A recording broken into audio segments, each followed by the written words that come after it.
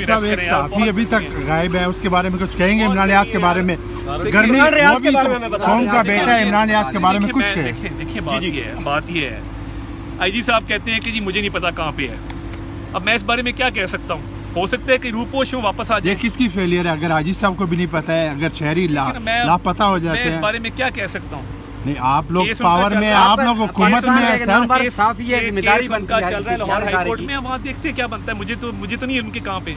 Sir आप लोगों ने आईजी साहब से नहीं पूछा? ऑफिशियल सीक्रेट एक्ट जो है उसमें ये है कि कोई भी प्रोपेगेंडा करता है आर्मी के खिलाफ, उसके खिलाफ सीक्रेट एक्ट जो है वो फॉलो करता है।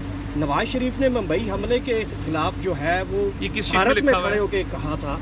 सीक्रेट एक्ट की तरामीम पढ़ लीजिएगा प्लीज, उसमें ये मेरी इन्फॉर्मेशन में ये है कि कोई भी प्रोपेगेंडा करता है या कोई सीक्रेट की वाले से होगा ना, उसके खिलाफ ये करनी चाहिए। क्या उसके खिलाफ सीक्रेट एक्ट के तहत नवाज शरीफ के खिलाफ? देखिए, मैं आपको ना 9 मई के वाकयात के बारे से बिल्कुल क्लियर है।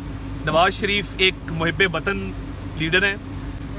कश्मीर की बात करना, कश्मीर कॉज के लिए जिसने कश्मीर गंवा दिया, जिसका नाम कासिम के अब्बा है, तो कासिम के अब्बे से पूछे ना कि उसने कश्मीर क्यों गंवाया। वाशिंगटन में जब हार पहन के वापस आया कि मैं कश्मीर का वर्ल्ड कप लेके आया हूँ, 10 दिनों बाद कश्मीर भारत ने हड़प लिया। तो ये कासिम का अब्बा जो है, ये सारा कसूर उसका है। ये कासिम के अब्बा ने किया है सारा मामला कश्मीर वाला। और इस वक्त 9 मई की बात हो रही है।